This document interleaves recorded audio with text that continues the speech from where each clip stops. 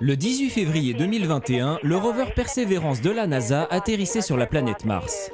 En avril, il avait déjà transmis plus de 16 000 images de la planète rouge. Les photos sont vraiment sympas, mais disons-le, un peu ennuyeuses. Je veux dire, c'est juste de la Terre et des cailloux à perte de vue. En regardant ces photos de Mars, il est facile d'imaginer s'y perdre. Voici une planète entière sans aucune caractéristique distinctive évidente, juste des kilomètres et des kilomètres de Terre. Et dans un sens, c'est plutôt beau. Mars est une planète unifiée, elle n'est pas divisée en villes, régions ou pays. C'est un monde sans carte, et cela m'a fait réfléchir. À quoi ressemblerait la Terre sans carte ? Pour avoir une petite idée de ce que serait le monde sans carte, il faut remonter bien avant l'invention de l'écriture, avant que l'homme se mette à écrire des trucs sur du papier. Les cartes sont sans doute l'une des inventions humaines les plus importantes de tous les temps, et aussi probablement l'une des plus anciennes. Mais pourquoi et quand avons-nous commencé à faire des cartes ? Bonjour, je suis le docteur Matt Rossano et je suis professeur de psychologie à la Southeastern Louisiana University. J'ai demandé au docteur Matthew s'il pouvait m'aider à comprendre si nos lointains ancêtres auraient utilisé des cartes avant même d'inventer l'écriture. Eh bien, si vous remontez dans l'histoire de l'évolution de l'homme, l'un des gros problèmes de nos ancêtres était bien de comprendre où ils se trouvaient et quel était leur espace. Si vous vous perdez, imaginez quelqu'un courir nu dans la savane africaine, se perdre, il ou elle est mort. Et donc oui, il était très important du point de vue de la survie que vous puissiez garder une trace de votre localisation et de votre territoire. Les cartes dans leur forme la plus basique aident à répondre à la question très pratique « Où suis-je » Et il s'avère que nous utilisons probablement des cartes depuis très longtemps. Certains des plus anciens objets ou dessins ressemblant à des cartes sont antérieurs à l'invention de l'écriture. Il existe de nombreuses preuves que les cartes sont l'une des plus anciennes inventions humaines. Notez cependant que la plupart des premières cartes connues représentaient des étoiles et non la Terre.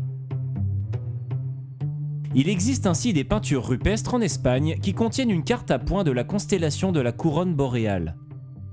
Ces dessins remontent à 12 000 ans avant notre ère. L'homme a parcouru un long chemin en matière de cartographie et les cartes semblent toujours nous fasciner. Enfant, j'ai toujours aimé les cartes. Vous savez, je restais assis parfois à regarder des cartes et à imaginer comment cela devait être de vivre à cet endroit ou à quoi pouvait ressembler la vie dans cet autre endroit. Et à quelle distance est cet endroit de cet endroit ? Oui, les cartes m'ont toujours fasciné. Le docteur Matthew m'a expliqué que même sans dessiner de cartes, notre cerveau est toujours prêt pour faire des cartes mentales. Lorsque nous créons une carte mentale, nous nous préoccupons de la façon dont les choses sont connectées ou de la façon dont les lieux sont situés en relation les uns avec les autres. Nous pensons en ligne plus ou moins droite et nous attachons des lieux spécifiques à un sens et à une importance. Imaginez que vous donniez des indications sur un trajet à une personne que vous connaissez. Bon, tu descends la rue, tu vois, tu passes devant le magasin, tu prends à gauche au coin de la boulangerie, là où nous sommes allés le jour de ton anniversaire, puis tu prends les 2 prochaines à droite et tu seras arrivé. Lorsque vous regardez une carte, vous pouvez tenir pour acquis que les meilleures cartes sont aussi précises que possible. Toutes les cartes vous donnent des informations sur l'endroit où vous êtes et là où vous voulez aller. Si vous ne savez pas où vous êtes, une carte ne vous aidera pas. Une bonne carte doit être pertinente et accessible à la personne qui l'utilise. Cette carte du métro de Tokyo, par exemple, est sans doute trop précise, elle contient trop d'informations. Et cette carte, eh bien, bonne chance pour trouver ce trésor. Une bonne carte n'est pas seulement informative, une bonne carte est utile. L'information pour l'information n'est pas utile. Une bonne carte nous aide à partir à l'aventure. Nous avons un désir éternel de faire des cartes parce que nous voulons connaître le monde qui nous entoure. Nous faisons des cartes de notre ville natale et des cartes de Mars. Mais s'il y avait quelque chose de plus profond dans notre fascination pour les cartes. Je crois que d'un côté, cela aide à nous soulager d'un souci très ancien et profondément émotionnel, qui est le souci de se perdre. Et dans un autre ordre d'idées, je crois qu'une carte vous indique votre place dans le monde. Cela vous donne un sentiment d'appartenance. Je regarde à un moment donné une carte et je vois non seulement mon monde, mais aussi ma place dans le monde. Et il y a quelque chose, je ne sais pas quoi exactement, il y a juste que ce sont des informations que nous voulons vraiment savoir. Nous voulons vraiment savoir comment notre monde s'articule et quelle est notre position dans ce monde. Oui, il y a quelque chose de spirituel là-dedans, si tu y penses.